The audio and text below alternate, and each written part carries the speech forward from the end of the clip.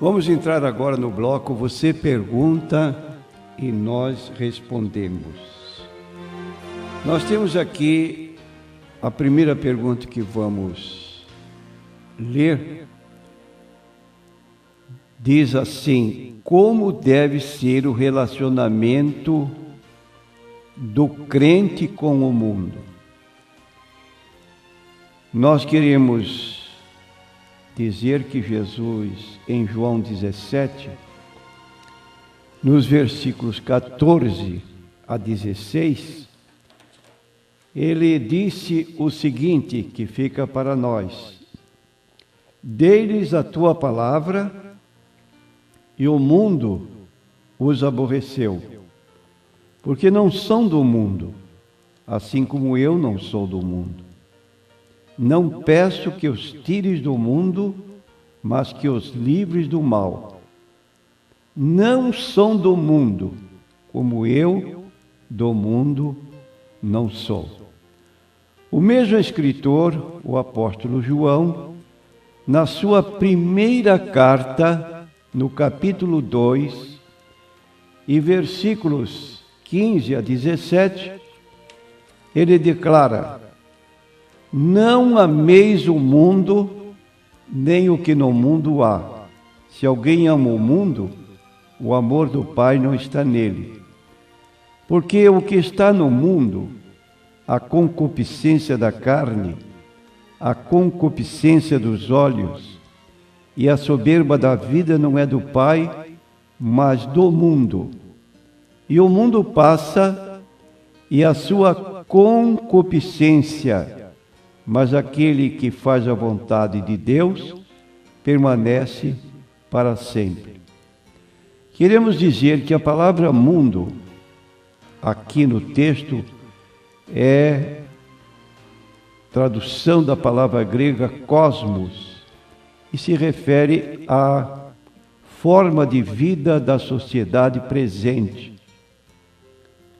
Então, o mundo não é o universo criado. Este deve ser amado e admirado por nós. Como diz o Salmo 19, os céus anunciam a glória de Deus e o firmamento a obra das suas mãos. Admiramos a beleza do universo dentro da nossa pequenez, da nossa finitude, diante de um Deus infinito que criou esse grande universo, como diz Gênesis 1, no princípio criou Deus os céus e a terra. Então, o que o apóstolo e o próprio Jesus recomenda é que não acompanhemos a sociedade presente naquilo que se coloca contra a vontade de Deus. E ele enumera 3 problemas. Primeiro, a cobiça da carne. Cobiça da carne é desejar tudo aquilo que se vê, principalmente no que concerne ao sexo. Concupiscência dos olhos é enxergar as coisas de modo a cobiçá-las, e a soberba da vida é aquela honra que o mundo oferece, que cativa pessoas pelo título que possui, pelo seu poder econômico, pela sua forma de vestir, pela sua forma de morar. Há uma soberba decorrente disso, e isso pode até impedir pessoas de servir a Deus, como nos dias de Jesus, quando o cego de nascença foi curado. Os pais do homem curado foram interrogados se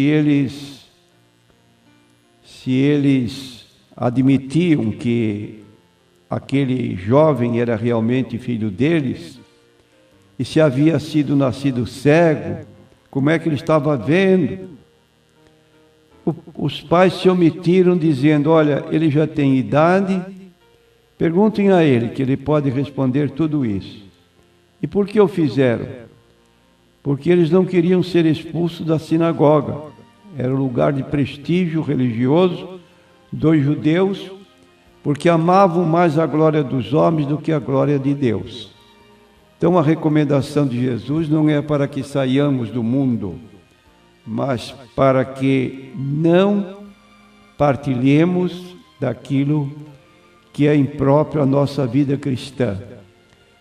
E o versículo 17 de João 17, Jesus ora por nós dizendo: santifica-os na verdade, a tua palavra é a verdade. Outra pergunta que recebemos é: qual o capítulo e versículo em que está escrito que o crente não deve dever nada a ninguém? Eugênio Batista. Quero dizer para o nosso ouvinte que esse texto está em Romanos capítulo 13, versículo 8. A ninguém devais coisa alguma, a não ser o amor com que vos ameis uns aos outros, porque quem ama aos outros cumpriu a lei. Então, o apóstolo está dizendo para ninguém pedir nada emprestado e ficar devendo. É muito comum acontecer isso. A pessoa se esquece que deve, não paga, e isso depõe contra o Evangelho. A ninguém devais coisa alguma, a não ser o amor com que vos ameis uns aos outros.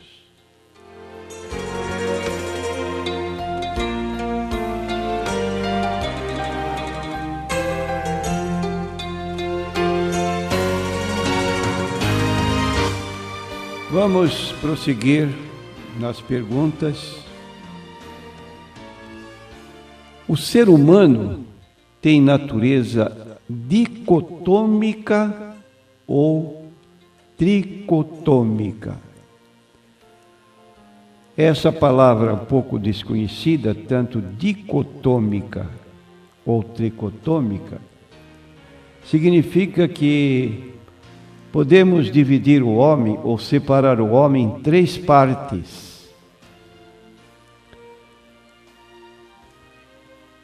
Isso nós vemos em 1 Tessalonicenses, capítulo 5, e versículo 23, quando está escrito: o mesmo Deus de paz vos santifique em tudo, todo o vosso espírito, alma e corpo sejam plenamente conservados e irrepreensíveis para a vinda do Senhor Jesus Cristo.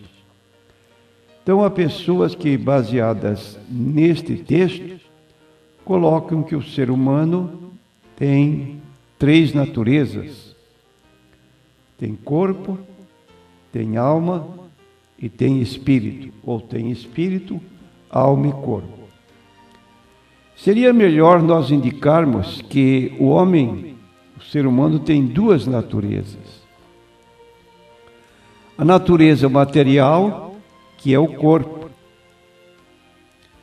e a natureza imaterial, que constitui o espírito e a alma.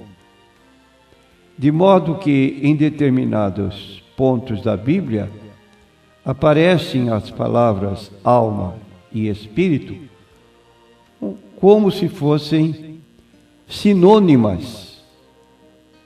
Por exemplo, para ilustrar a nossa posição, nós encontramos no livro do Apocalipse, capítulo 6 e versículo 9, referindo-se à parte imaterial do ser humano, nós lemos que se trata da nossa alma.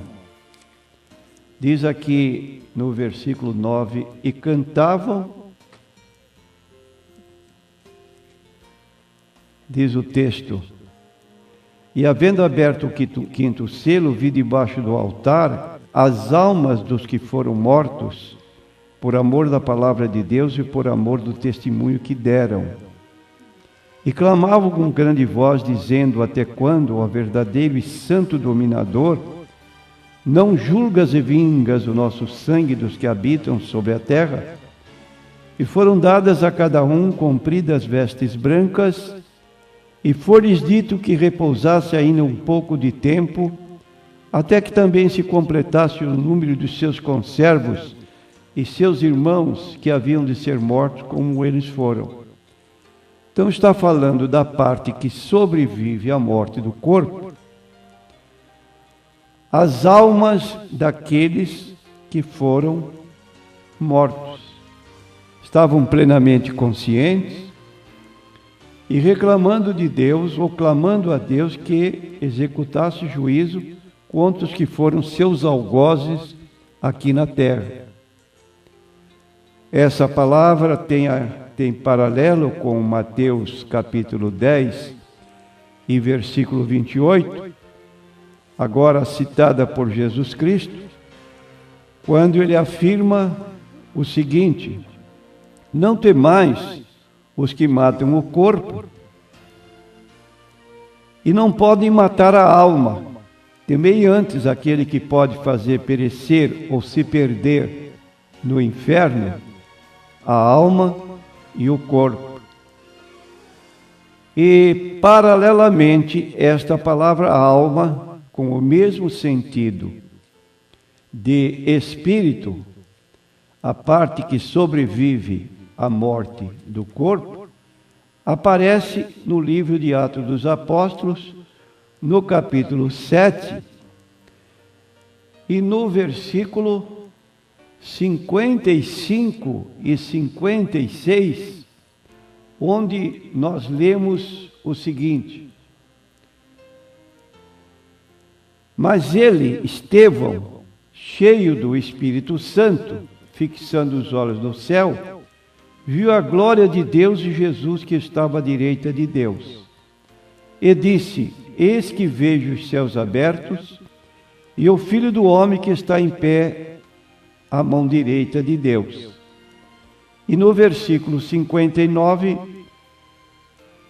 está escrito: e apedrejavam a Estevão, que em invocação dizia: Senhor Jesus, recebe o meu espírito.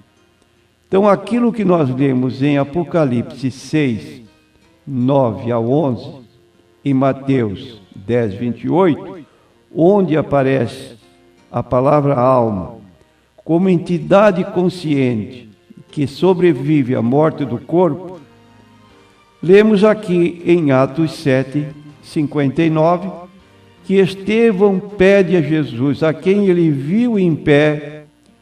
E, meu prezado ouvinte, você pode notar em outras partes da Bíblia, que Jesus está sentado à direita do Pai, desde que subiu ao céu. Agora, Estevão o vê em pé.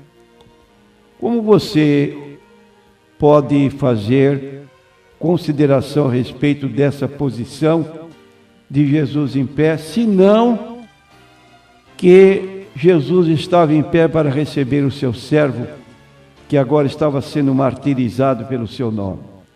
Senhor Jesus, recebe o meu espírito.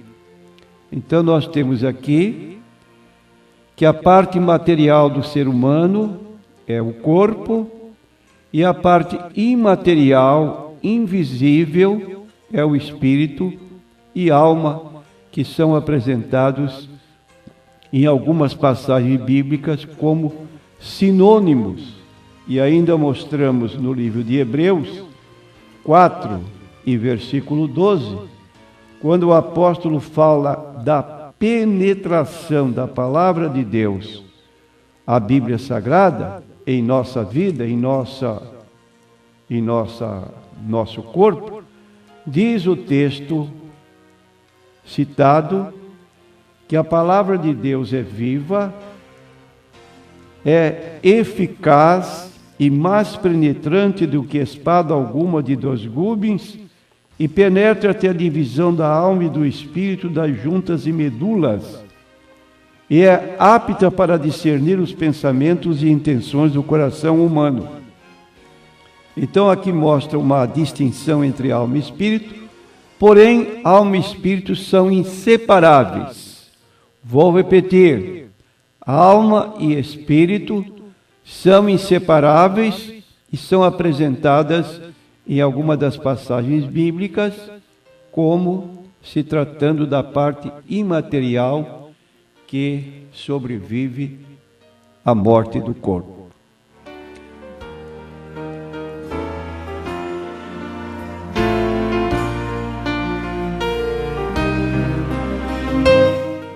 Uma outra pergunta relativa ao mesmo assunto é a pergunta: o espírito do homem é o próprio fôlego com que ele respira? Porque há pessoas que dizem que o espírito não passa da força de vida da própria pessoa. Quando a pessoa expira, acabou tudo. Ele entra num aniquilamento total, deixou de existir para ser recriado, não ressuscitado, recriado oportunamente, quando a Bíblia fala de ressurreição. Então nós dizemos que a palavra espírito não é o fôlego com que nós respiramos. E para isso, nós temos duas passagens bíblicas que apoiam essa interpretação. A primeira está no livro de Jó, capítulo 34, versículos 14 e 15. Diz o texto: se ele pusesse o seu coração contra o homem e recolhesse para si o seu espírito e o seu fôlego, toda a carne juntamente expiraria, e o homem voltaria para o pó. Então aqui apresentam duas palavras distintas: espírito e fôlego. Não sendo espírito sinônimo de fôlego, mas duas situações diferentes. O mesmo que lemos aqui no livro de Jó 34, versículo 14 e 15, nós lemos no livro de Isaías, capítulo 42, e versículo 5, diz o profeta: assim diz Deus, o Senhor, que criou os céus e os estendeu, e formou a terra e a tudo quanto produz, que dá a respiração ao povo que nela está, e o espírito aos que andam nela. Então mostra que respiração é o fôlego de vida. E respiração é um processo para a admissão de oxigênio, para que vivam as nossas células orgânicas do corpo. Vou repetir: respiração, ou fôlego, é o processo para a admissão de oxigênio para que vivam as células orgânicas do corpo. Já o espírito é uma personalidade que sobrevive à morte do corpo, como nós acabamos de ver.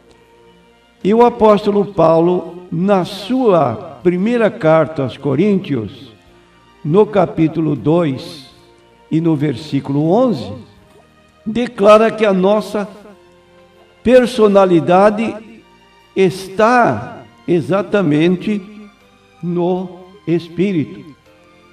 Capítulo 2 da primeira carta aos Coríntios e versículo 11, diz o apóstolo Paulo o seguinte: porque qual dos homens sabe as coisas do homem, senão o espírito do homem que nele está?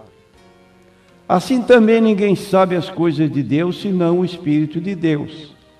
Então, da maneira que Deus é uma personalidade, um espírito pessoal, que pode ver, ouvir, falar, sentir, nossos espíritos foram criados por Deus.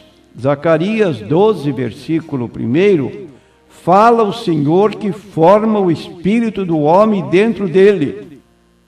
E este espírito, de acordo com 1 Coríntios 2:11, é a nossa entidade pessoal. Ninguém sabe o que está no homem, senão o espírito do homem que lhe dá identidade pessoal.